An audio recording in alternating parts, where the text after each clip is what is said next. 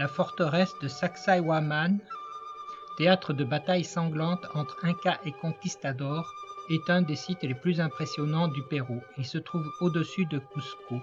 Il s'agissait de la construction la plus énorme construite par les Incas, dont il ne reste aujourd'hui pas plus d'un cinquième. Du temps de son splendeur, la citadelle comptera pas moins de 3 énormes tours et un dédale de salles pouvant héberger jusqu'à 5000 soldats.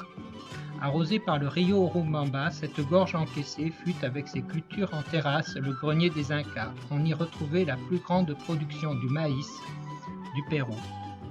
Pisac. Les ruines Incas de Pisac comptent parmi les plus intéressantes du Pérou. Situées sur un nid d'aigle à 400 mètres au-dessus du confluent de deux vallées, les différents quartiers de cette citadelle s'accrochent aux pentes escarpées d'une longue crête qui domine la plaine. Très belle vue sur les terrasses. Au cœur de l'Intihuatana, on repère facilement le temple du soleil avec sa roche à raser, entourée d'un mur. Le quartier des prêtres, le Tianawak, se trouve juste au-dessus. On voit ici un trône creusé dans la pierre. Ollantaytambo. En 1537, après avoir perdu Sacsayhuaman, Manco Inca se réfugie à Ollantaytambo. Les conquistadors décident d'affronter l'empereur dans son bastion. En prévision de la bataille, Manco construit des canaux dans l'idée d'inonder la plaine et les Espagnols avec. Le plan fonctionne. Les envahisseurs embourbés avec leurs 70 chevaux doivent battre en retraite vers Cusco. L'Inca remporte une première et dernière victoire. Pizarro revient avec plus d'hommes et Manco doit s'échapper vers Vilcos, région reculée appelée Vilcabamba. Le mur, appelé Incahuatana, contient 4 grandes niches. Ici, les Incas attachaient ceux qui avaient sauté. Afin de faire passer les liens qui attachaient les poignets, de petits trous furent creusés dans la pierre. «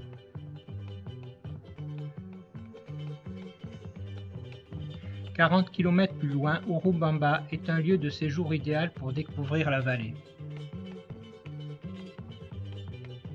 Parmi les sommets de la cordillère, Urubamba, le Chicón 5530 est celui qui se repère le plus facilement. Maras. La légende raconte qu'un chef inca de Yucay avait demandé à Inti, le dieu du soleil, de punir les gens de Maras car ils se refusaient à travailler ses terres. La malédiction fit alors tomber une pluie de sel sur la région, la rendant stérile. En fait, l'or blanc sort d'une petite source tiède contenant une forte teneur en chlorure de sodium. Le débit est de 7 litres par minute. Cette eau salée coule ensuite vers des milliers de petits bassins.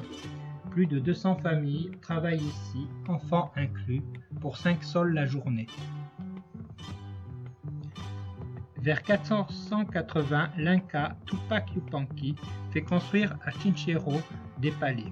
À proximité des terres fertiles, des plateaux environnants, l'endroit est un centre de contrôle, de stockage de la production agricole. Chinchero conserve un beau mur Inca qui comprend 12 niches parmi les plus grandes connues dans l'Empire Inca. Le site archéologique compte aussi des terrasses agricoles et une vaste esplanade. Les vêtements traditionnels sont encore portés le dimanche, les jours de fête et au quotidien par les femmes âgées. L'artisanat propre à Chinchero se compose surtout de textiles, céramiques, tapis et poupées.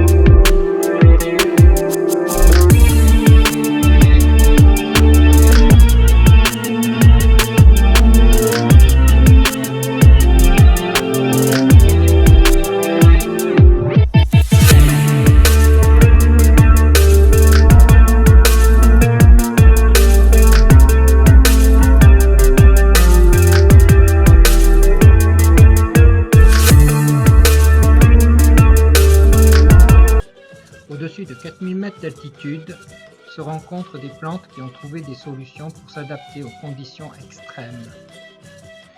La yareta, la tola tola, espèce de plante à fleurs adaptée à la puna. C'est un arbuste résineux que l'on trouve dans les habitats arides. Le Pichu Picchu est le troisième volcan d'Arequipa, culminant à 5664 mètres d'altitude. La réserve de Salinas et d'Agua Blanca a été créée en 1979.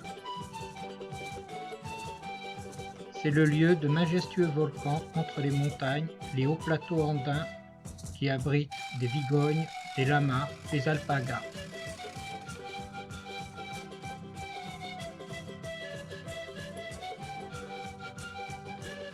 La réserve présente également de magnifiques lagunes et des marais, habitats d'oiseaux tels que flamand rose et canard huppé des Andes. Il y a 3 espèces de flamands, le flamand des Andes, le flamand de James et le flamand du Chili.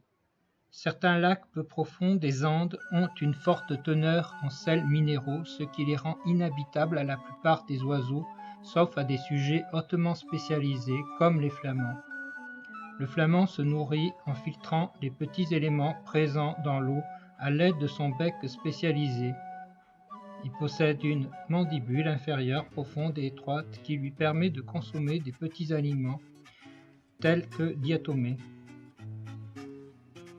Toutes les activités du flamand sont profondément marquées par l'appartenance au groupe. La plupart des flamands migrent en foule. La ponte est simultanée au sein d'une colonie. Durant l'incubation, les parents se relaient tous les 2 jours, se nourrissant chacun à leur tour pendant leur période de liberté. L'œuf éclot au bout d'1 mois. Dès ses premiers jours, le petit est capable de se déplacer. Au bout d'1 mois, il est capable de trouver sa nourriture tout seul. Au bout de 70 jours, il peut voler.